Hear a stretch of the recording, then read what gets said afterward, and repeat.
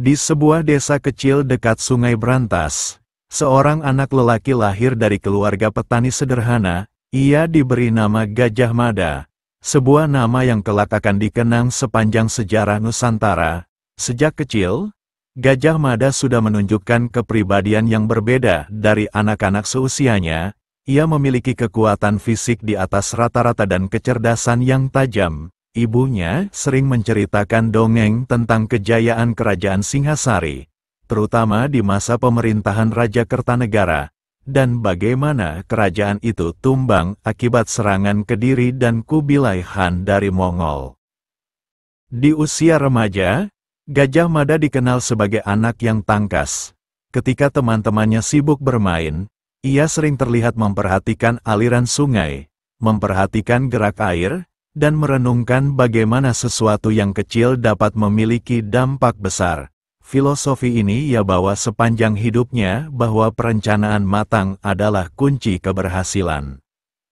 Ketika Gajah Mada beranjak dewasa, ia memutuskan untuk merantau ke pusat kerajaan Majapahit di Trowulan. Ia ingin membuktikan dirinya bukan hanya sebagai anak desa biasa, tetapi sebagai seorang yang memiliki tujuan besar untuk negeri. Majapahit kala itu berada dalam situasi genting.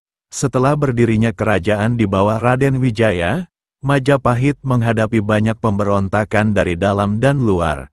Di tengah kekacauan itu, muncul kelompok prajurit elit yang disebut Bayangkara, yang bertugas menjaga keamanan kerajaan dan melindungi raja. Gajah Mada bergabung dengan pasukan Bayangkara sebagai prajurit muda. Dalam pelatihan, ia menunjukkan kemampuan yang luar biasa dalam strategi perang dan bela diri. Ia bukan hanya kuat secara fisik, tetapi juga mampu membaca situasi dengan cepat. Para pemimpin Bayangkara mulai memperhatikannya.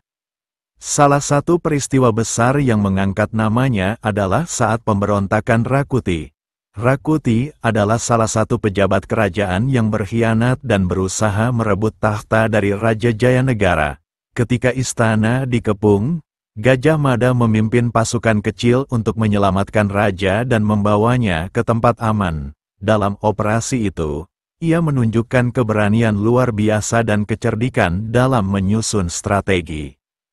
Setelah pemberontakan berhasil dipadamkan, nama Gajah Mada mulai dikenal di seluruh kerajaan. Raja Jayanegara memuji loyalitasnya, dan para pejabat kerajaan melihatnya sebagai sosok pemimpin masa depan. Ketika Jayanegara wafat, Tribhuwana Tunggadewi naik takhta sebagai Ratu Majapahit. Di bawah kepemimpinan Tribhuwana, Gajah Mada diangkat menjadi Patih Amangkubumi, posisi tertinggi di bawah raja. Dalam pelantikannya, Gajah Mada mengucapkan sumpah yang kemudian dikenal sebagai Sumpah Palapa. Saya tidak akan menikmati Palapa sebelum Nusantara bersatu di bawah Panji Majapahit. Sumpah ini menunjukkan ambisi Gajah Mada untuk menyatukan kerajaan-kerajaan di Nusantara. Di masanya, wilayah Nusantara terdiri dari banyak kerajaan kecil yang sering berperang satu sama lain. Gajah Mada yakin bahwa dengan persatuan, Nusantara bisa menjadi kekuatan besar yang disegani dunia. Setelah dilantik, Gajah Mada segera memulai misinya. Ia mengerahkan pasukan untuk menaklukkan kerajaan-kerajaan di Nusantara. Ekspedisi Bali, 1343. Bali saat itu merupakan kerajaan yang mandiri dan kuat. Dengan strategi militer yang cerdik, Gajah Mada berhasil menaklukkan Bali tanpa merusak budaya lokalnya. Ia memastikan bahwa masyarakat Bali tetap bisa menjalankan tradisi mereka sambil menjadi bagian dari Majapahit. Penaklukan Sriwijaya, Kerajaan Sriwijaya di Sumatera pernah menjadi kekuatan besar di Asia Tenggara. Namun, saat itu kekuasaannya mulai melemah. Gajah Mada memanfaatkan situasi ini untuk membawa Sriwijaya di bawah kendali Majapahit. Ia mengirim pasukan yang dipimpin oleh para panglima terbaiknya untuk memastikan kemenangan tanpa pertumpahan darah besar.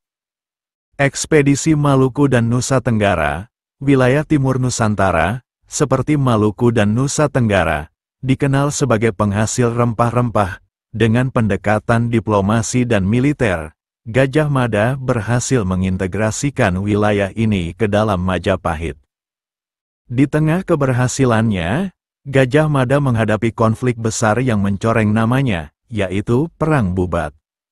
Hayam Wuruk, Raja Majapahit yang menggantikan Tribhuwana Tunggadewi, berencana menikahi Putri Dyah Pitaloka dari Kerajaan Sunda.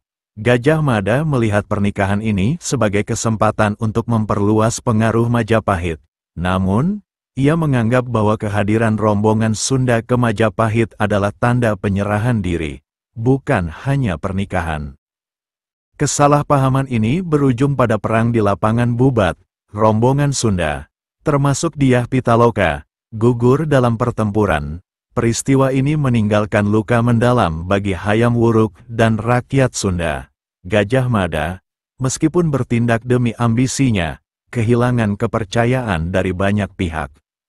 Setelah Perang Bubat, Gajah Mada merasa bahwa posisinya di kerajaan tidak lagi sekuat sebelumnya. Ia memutuskan untuk mengundurkan diri dari jabatannya dan pergi ke Madakaripura, sebuah tempat di kaki gunung yang sejuk dan tenang. Di sana, ia menjalani hidup sederhana, jauh dari gemerlap istana. Namun, pikiran Gajah Mada tetap dipenuhi oleh cita-citanya. Ia terus memikirkan cara untuk menjaga persatuan Nusantara, meskipun ia tidak lagi memegang kekuasaan. Gajah Mada wafat di Madakaripura dalam kesunyian. Namun, warisannya hidup dalam bentuk kejayaan Majapahit.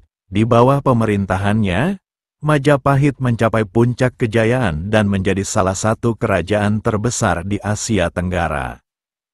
Sumpah Palapa yang ia ucapkan menjadi simbol persatuan dan dedikasi.